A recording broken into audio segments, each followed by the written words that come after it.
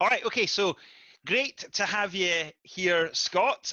Fantastic to be able to spend some time just really having a bit of a chat, really. So this is just a conversation. I've got a few questions that I wouldn't mind just asking you, just to get a bit of a feel for kind of who you are, what you've done, and where you're going, really. But I guess by way of quick introduction, this is obviously Scott Fairgrieve, who is the co-owner of Fairbros and also a serial entrepreneur with multiple businesses and a friend.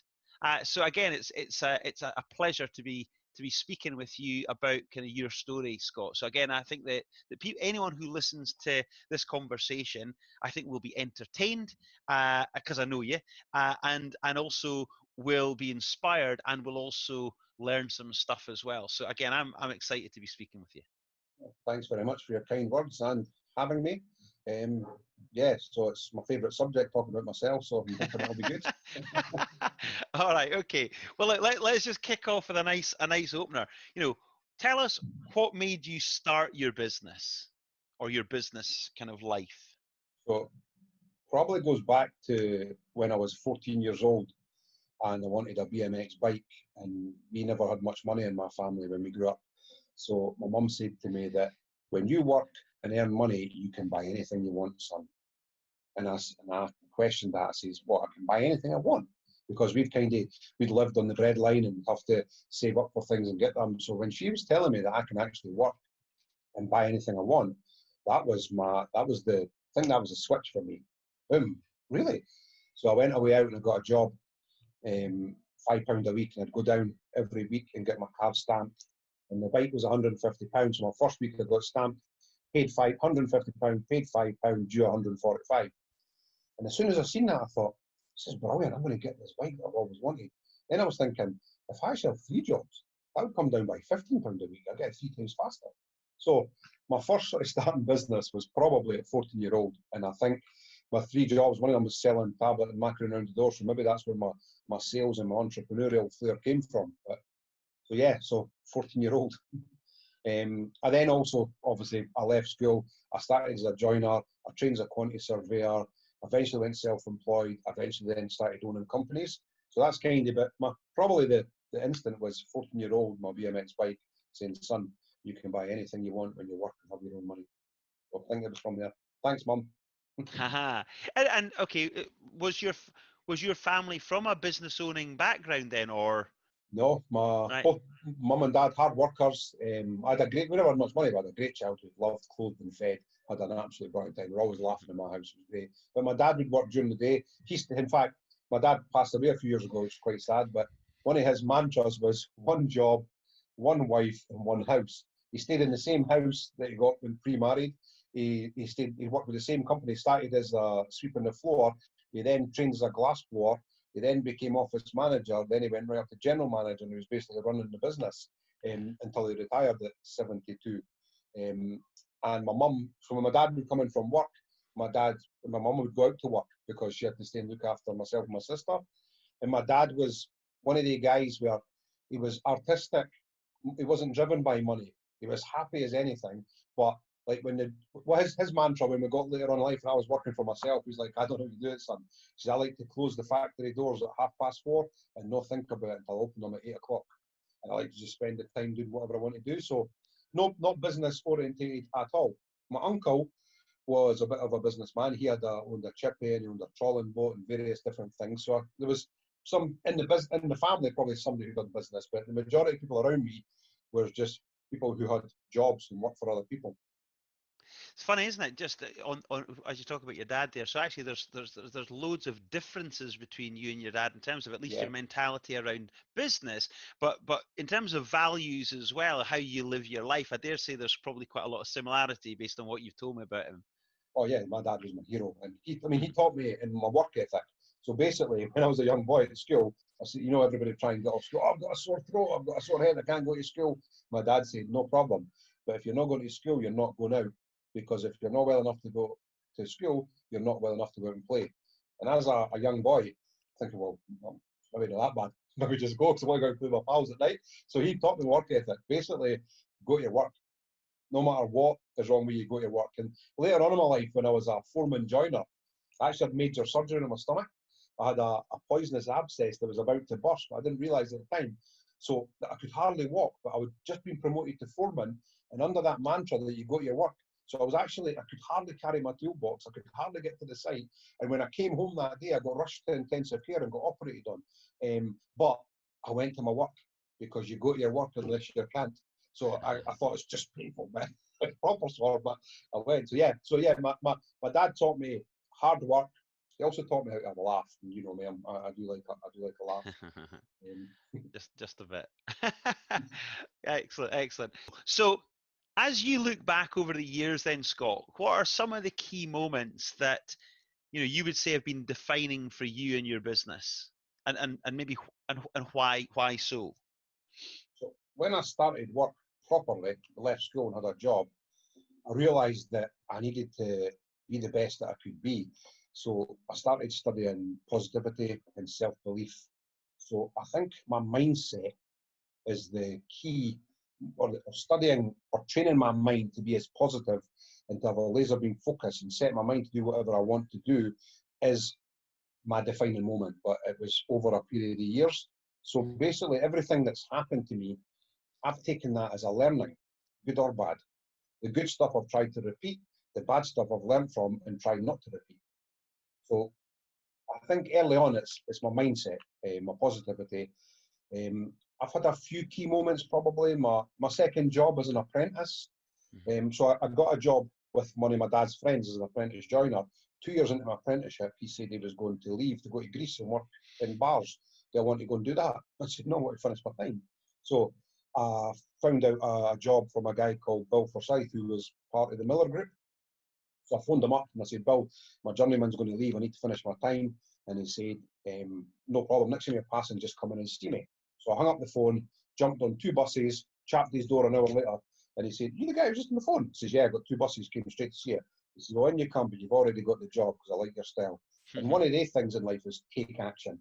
Don't wait on somebody coming to you. You just go and take action and make it happen. And I've done that my whole life. So that was a key moment, maybe learning to take action. Having the right mindset, taking action.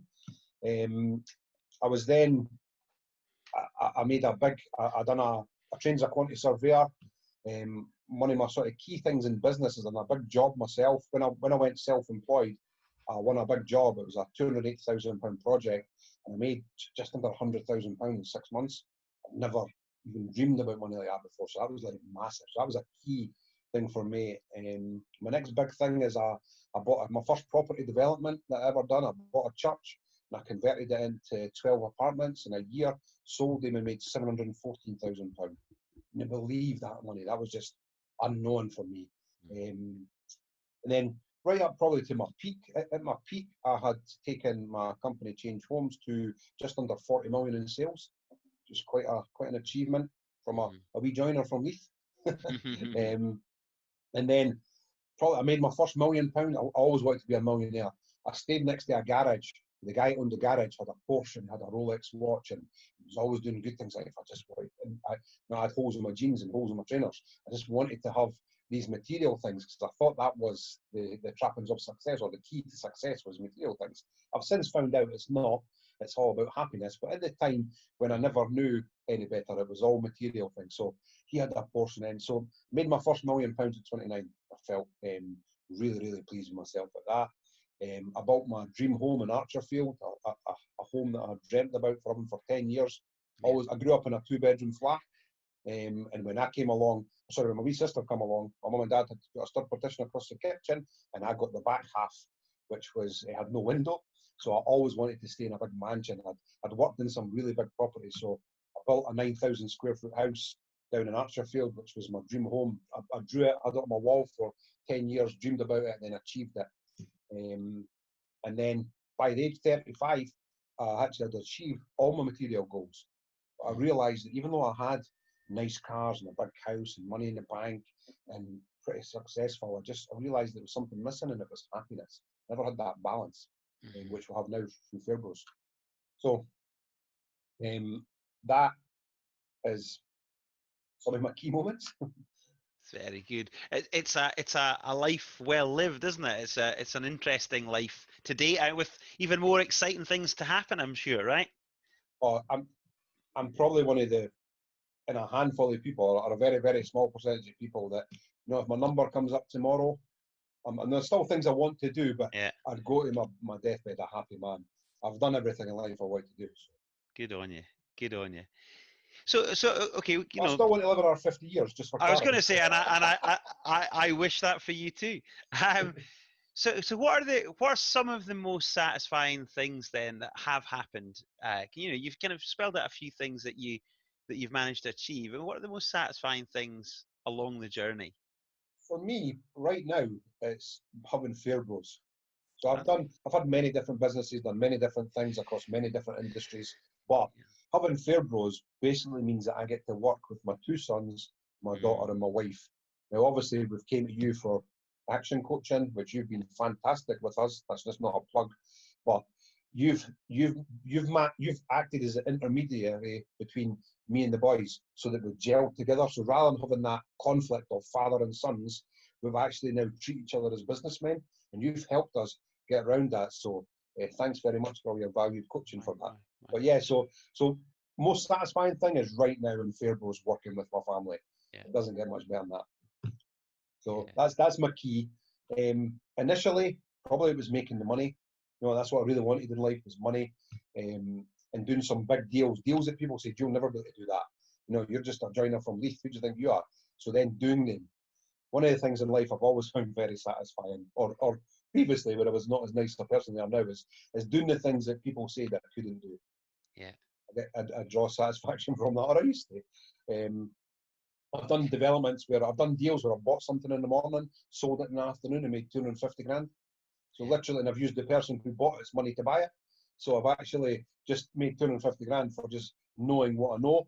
I took a 50 grand investment, turned into 2.7 million pounds in 5 years. I bought into a business which was a global leader, and I partnered them in the UK to run their divisions. Uh, when you start in business for yourself, getting funding and getting money is hard. And you always just like, you think you've got a great idea, you've got a great business, and you're like, I wish somebody would just back me. I wish somebody would support me. This is a great thing, and it's hard, really, really hard. So one of the things I found most satisfying is I was part of a business that we borrowed £100 million from the Clydesdale Bank. Sorry, never ended up borrowing it, but we got approved for £100 million loan. Now, giving it money is hard. To be in a position to have been approved £100 million war chest is pretty special. So I quite like that. And as I said, probably money originally was all my things, but as I got a wee bit older, I think when you don't have money, money's your goal. But then when you earn, you get to a level where you want to be, you realise that money's not as important as you think it is. It's happiness and being a good person. So I then moved to, I really like helping people. So I've had some apprentices that I've came through that I've taken under my wing. I've had people work for me as junior contracts managers. I've taken under my wing, and now to see them actually have their own businesses and do what I used to do is really quite satisfying, because I've helped them go from there to there, and they've like I'm kind of been their mentor. They've phoned me up, and I've went back and I've helped. Even some of them are in competition. They're in majority of them in the construction industry. They're my competitors, but I still help them so that they can get on in life. So I quite like that.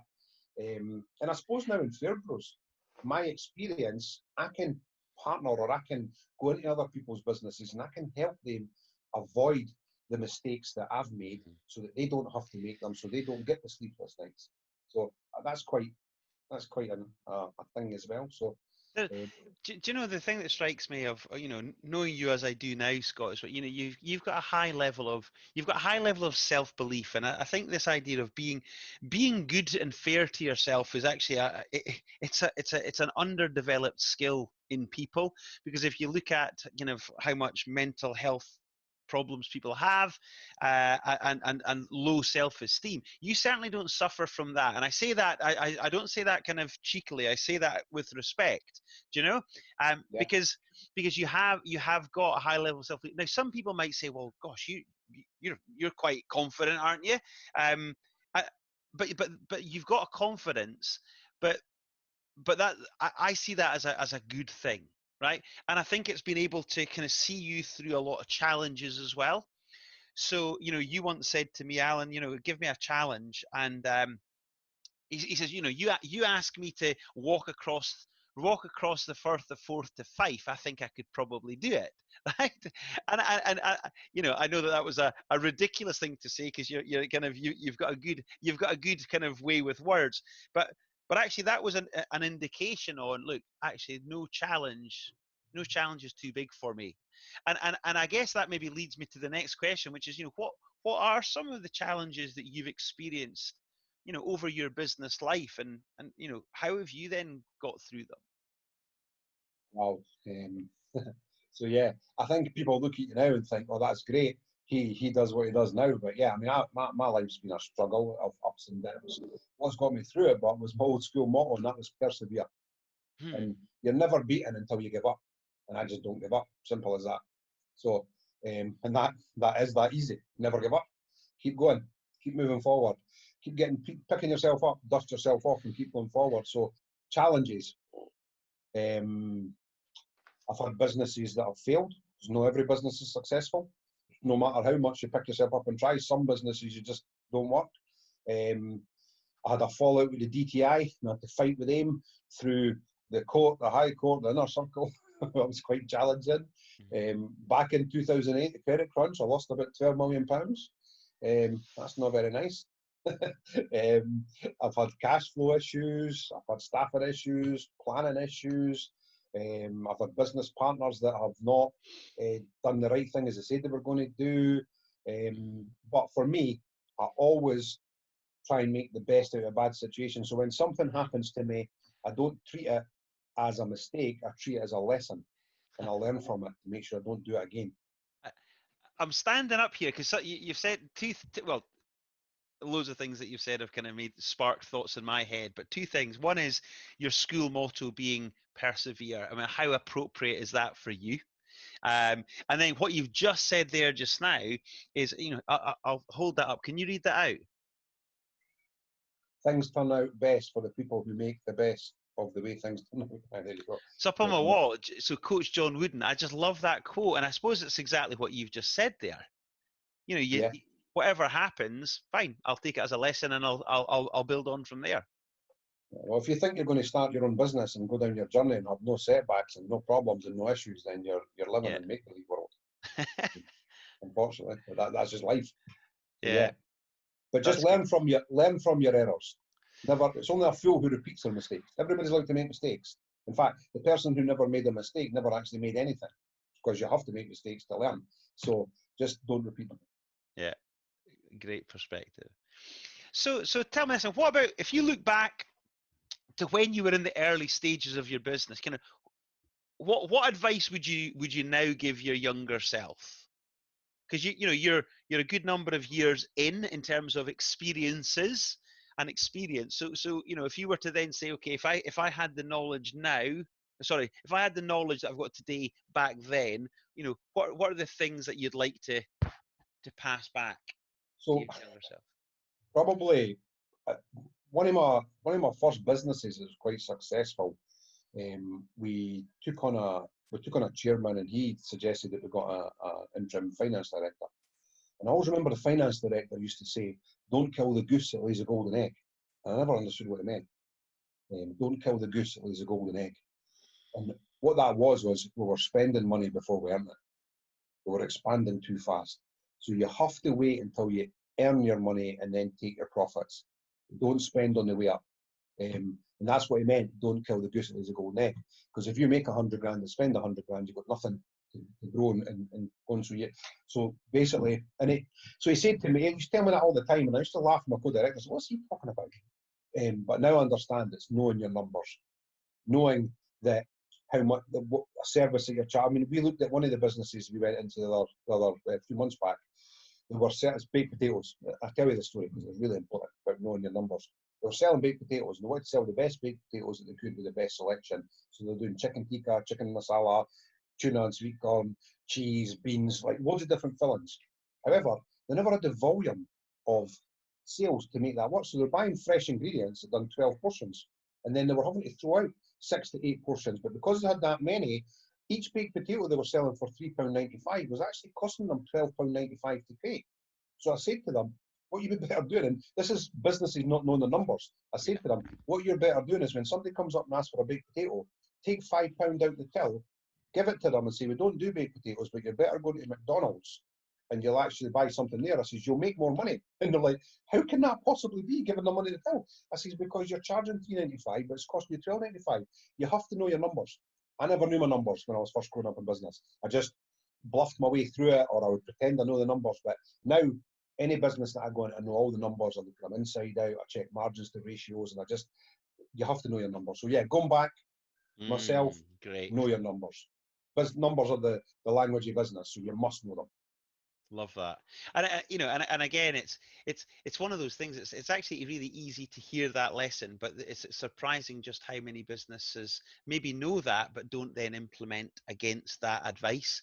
So quite a lot of businesses that I've spoke to recently, they think they know the numbers because their bookkeeper or accountant's giving them the numbers, but they're not actually reading them and paying attention. They're not actually drilling down and making it happen. So yeah, you definitely need to know your numbers. But I suppose that was in the early stages. Right now as well, but probably balance. When I first started in business, I would work 7 days a week, meetings at 7 in the morning at the West End, working until 3 in the morning. So not all the time, but sometimes, but really doing 80, 120 hours a week, making it work.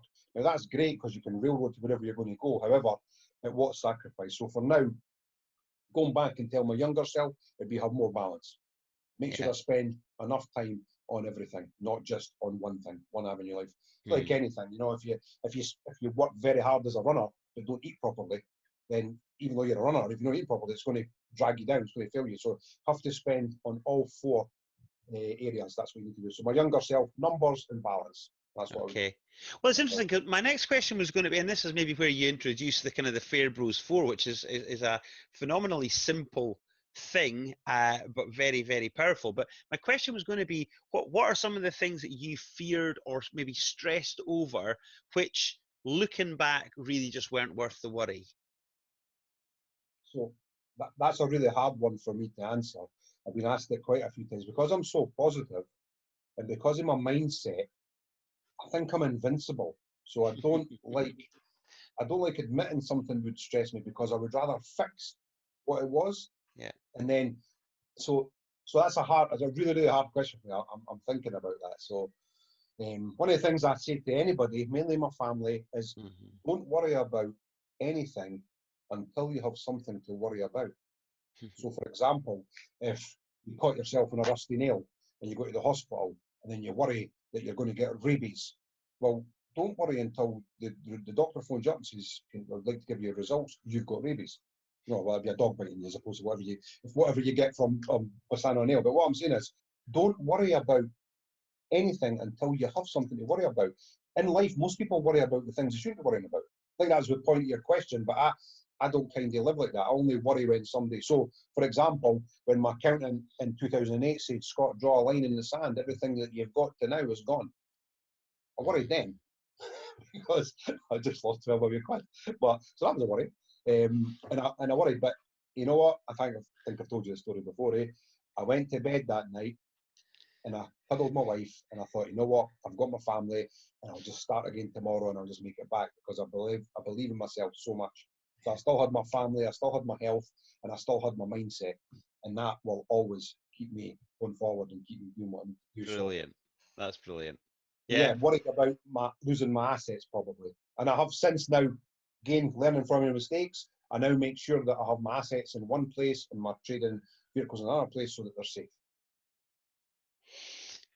Okay, very nice, very nice. And okay, what about some of the things that you didn't initially think too much about, but with hindsight, you know, you might have benefited from more consideration? Probably spreading myself too thin, thinking you can do everything. You know, if you've got 4 or 5 different ventures on the go at one time, when you're first starting out and you're learning, like when you're first learning to ride a bike, you don't ride the bike with the stablers, ride a road bike, ride a mountain bike, ride a BMX and go on a motorbike. You learn on one bike. You learn, you get your skill, and when you're good at it, you then can expand and go to different things. But initially, it's paying the attention on your business and making sure you know your business inside out, making sure that you know if something's going off track to pull it back in, that you make that business a very, very smooth model that just works. Then repeat that. but don't try and don't. I describe this as a good way, than it is spinning plates. Yeah. You can build a concrete platform, you can stick a pole in it, you can make a plate, and you can spin it.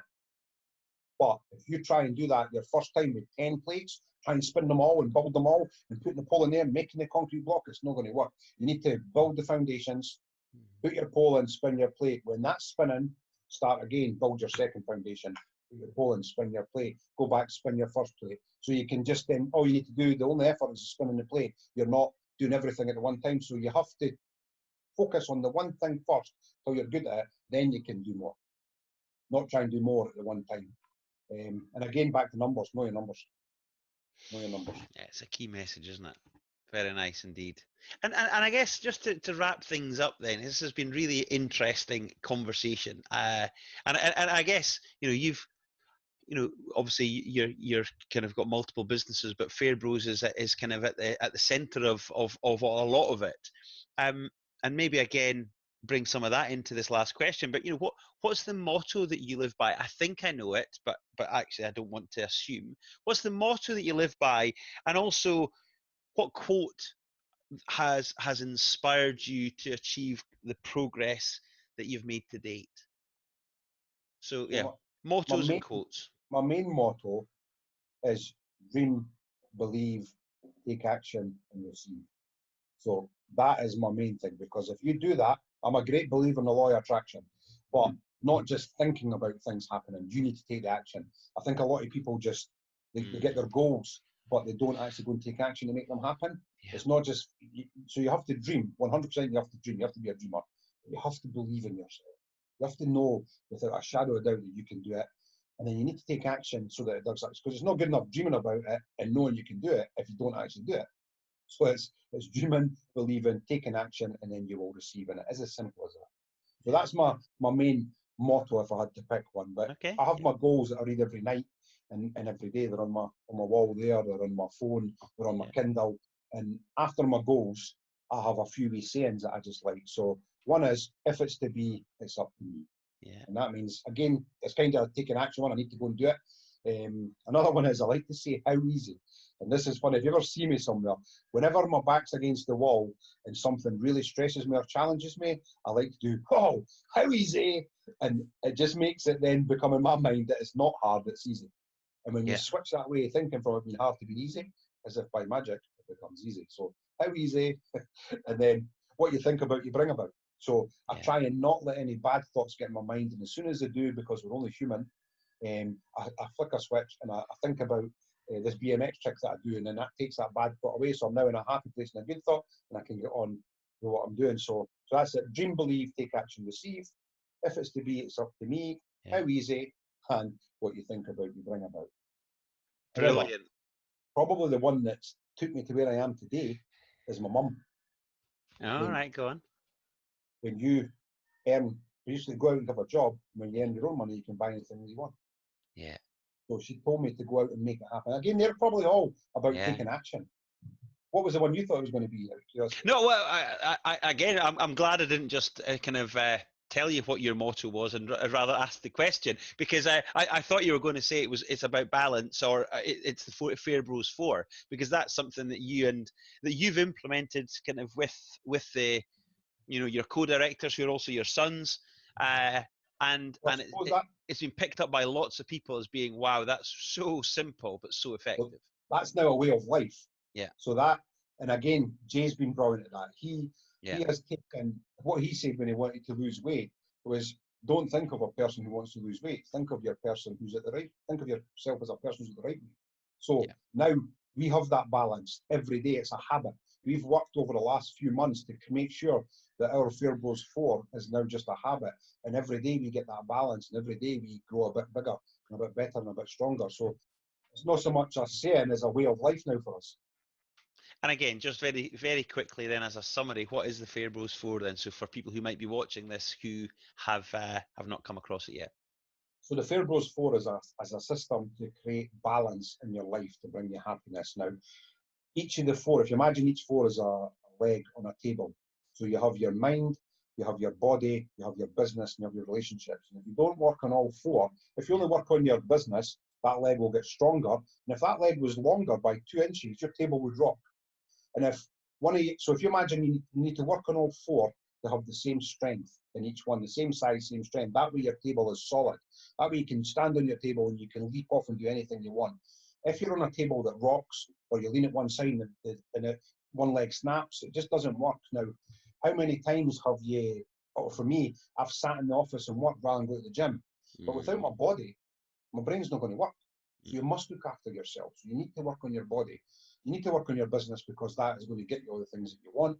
You have to work on your relationships. How many times have you fallen out with your partner? You've went to work and you're in a bad mood, and then your business has been affected. So in relationships, like anything, you have to work on them. They don't just happen. Everybody just doesn't get up in the morning and they're just happy. You have to work at it. And anything worthwhile, you have to work at it. So work at your relationships, and you'll have great relationships. And then your mind, you need to be learning all the time. So you need to be reading, you need to be listening to podcasts, you need to be doing things like this where we're talking and we're learning and we're sharing experiences. So yeah, all four. So the Fairbos 4, we have this wee chip that, if you can see that. Yeah. Our Fairbos 4 chip that we live to daily, and we've just created these new pads that you can actually write them all down. So the Fairbos 4 pads, I actually sent you one yesterday, Alan. But nice. Okay, look forward to it. These are just a simple thing each day to write something in each box, and you will get balance. And I guarantee you, when you've got the balance, you'll be happier. And who doesn't want to be happier? Very nice. There you go. Very nice. Well, listen, I think you know what's hopefully coming through from all of these answers that you've given is just, I guess it's the thing that I love loads of stuff about you and the you know your boys as well, Scott. But it is this kind of what goes on inside here. It's all about a decision that's triggered by the way you think, and then to kind of get your arse moving and to act. And you know, I admire that massively in you. So you know, genuinely, it's been a treat to listen to what you've got to say. So thank you. Thank you.